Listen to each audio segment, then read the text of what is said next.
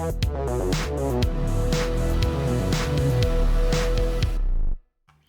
I'm John Nunn, and in this video I'm going to talk about a new book from Gambit Publications, Secrets of Queen Endgames. Now this book is by two Hungarian authors, Berkes and Karoli, and they've tackled a very difficult subject indeed. Queen endings are in some ways the most complicated type of ending. Queens are powerful pieces, they can give lots of checks, and it's quite usual for the variations to be really long. For example, one side is trying to escape from the queen checks and the other side is trying to draw by giving perpetual check, and sometimes you have to run all over the board with your king in order to get out of the checks. So it's tricky, but the authors have tackled this subject and I'm happy they have done. When I wrote my 3-volume book of a series of endgame books in the 1990s, I steered clear of the ending queen and pawn against queen. I felt it was quite difficult to understand, and even if I understood it, quite difficult to explain. I'm happy to say that we have now something which does explain quite a lot about these complicated endgames. It's not only about queen and pawn against queen, also about positions with more pawns, but of course the fundamental positions of queen and pawn against queen are covered in considerable detail. It's not only a book with computer analysis. The authors have made a good attempt to distill the computer moves into some human understandable principles and guidelines which are of considerable benefit to the over-the-board player. One rather sad thing is that these days, by the time you get to a queen and pawn ending, you may well be down to 30 seconds a move, and even the top grandmasters like Carlsen and Caruana make mistakes in endings of this type when they're down to such a small amount of time per move. Well, that's the way it is these days, and I'm happy to say that in this book there are quite a lot of examples from older games when there were luxuries such as adjournments and more relaxed time controls. And it's interesting that some of these old endgames are well worth study and in some ways more instructive than the modern positions. There's a good mixture in this book. As you've probably gathered by now, I actually really like this book. It's a subject I'm particularly interested in, having studied endgames for a lot of my chess career, and it's great to see some new work being done in this area and a lot of principles that are sort of vaguely understood by grandmasters being put down in writing for everybody else, perhaps more clearly than has been done before. Well, I'd like to show you two positions from this book, both of which are based on the same type of principle. One of them a kind of theoretical position and the second one from a practical game. Well, here we have the first position. White has a passed pawn on the 7th rank about to promote. It's supported by the queen. That's all very good, but his king is in check. And the problem is how to escape from these checks.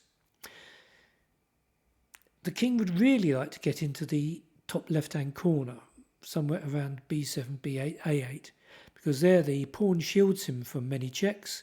Checks on the 8th rank are answered by pawn promotion, and there's a possibility of a queen into position in some situations. But it's no good trying to go to the corner directly. For example, let's just play a few moves to see what happens. Black starts giving checks, and when the king gets to b4, black starts checking from in front of the king. The queen can't interpose here because it leaves the pawn undefended, and if we play a few more moves we can see that actually it's impossible to make progress by this direct method. Instead, white has to manoeuvre his king around the king side quite a lot to force black to start giving checks from suboptimal squares. He can't give the best checks if white plays the correct sequence of king moves.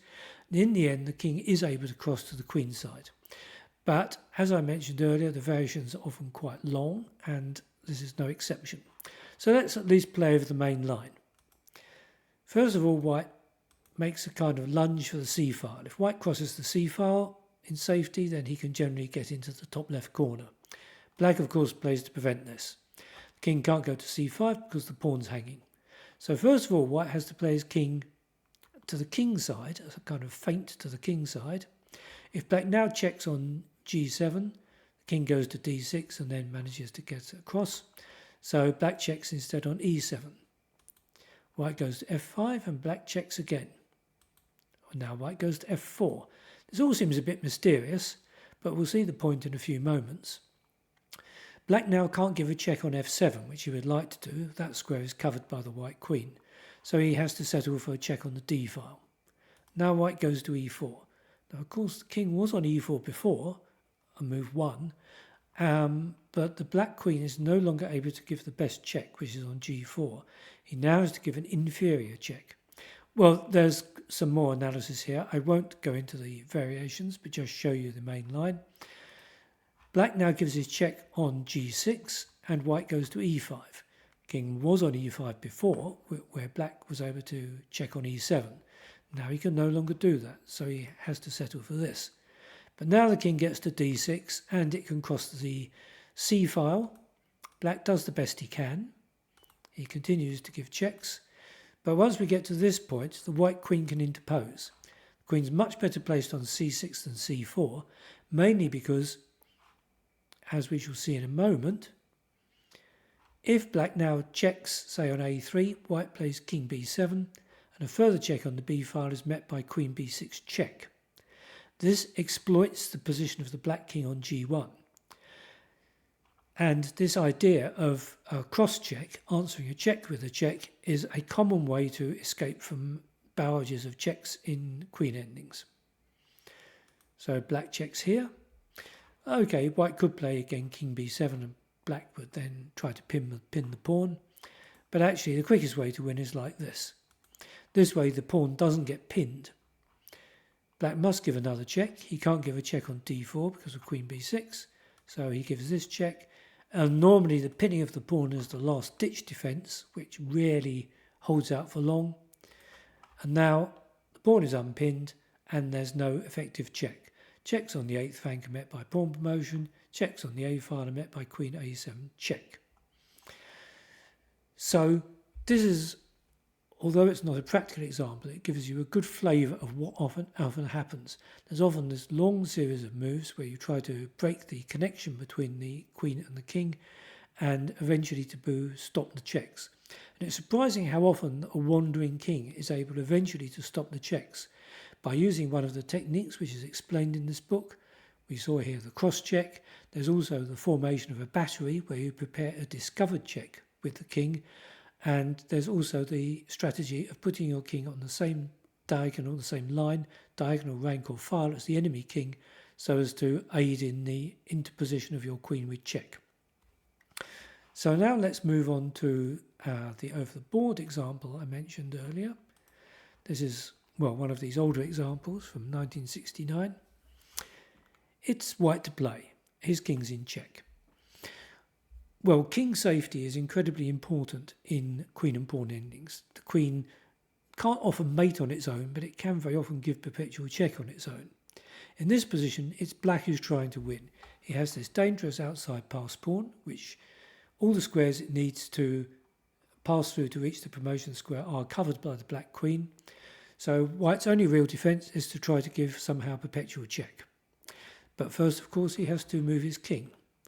Now, he could have drawn by putting his king into this safety position, a shelter, as they call it in the book. Black doesn't really have many effective checks. Even if you manage to give a check on e1, king could go to h3, and then white is able to activate his queen and give perpetual check. But white immediately made a mistake. He put his king on e3, where it's much more exposed to enemy checks. Pushing the pawn doesn't work because white starts, he checks on g8 and then it's perpetual check. But because of the exposed position of the white king, black is able to improve the position of his queen with checks. The queen is much better placed on c2 than a2. It's more active and it covers some squares that white might wish to give check from. Well, actually, white now thought better of putting his king back on e3 and wisely put his king on g3. Well, okay, if you want to make a kind of puzzle out of this, you can try to find black's unique winning move in this position, and you can pause here to try to figure it out.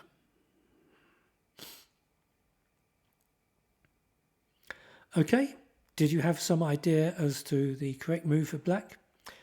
Well, it's not the move which was played in the game, which was b3. The only move to win is, rather surprisingly, king to c8. And now we come back to the previous position. If white now starts giving lots of checks, the king runs up and hides in front of the pawn. And we saw before what an effective strategy this is for stopping checks. But if white is able to transfer his queen to the queen side and start giving checks from the b file, it's much more difficult for black to stop the checks. He can't interpose his queen because the queen has to defend the b pawn. So it was wrong in this position to push the pawn. Instead, he should have played, as I say, this, and if we play some more moves, well, actually the key point here is that the checks have already come to an end effectively, because this further check, queen e6 check, is met by queen c6.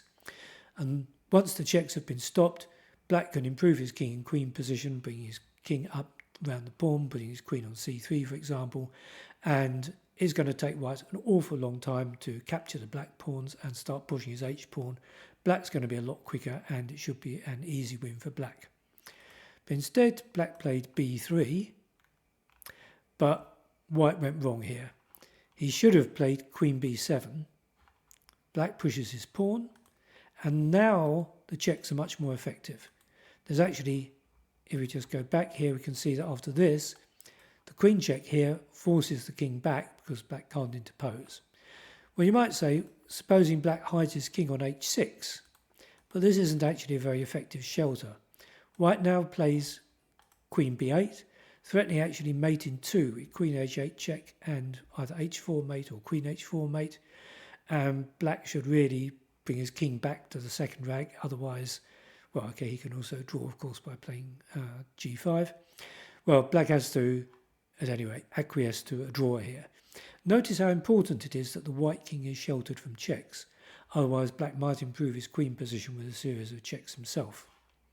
Anyhow, white actually played queen h8 check, and now we get the kind of position which could have happened if black had played the correct king c8.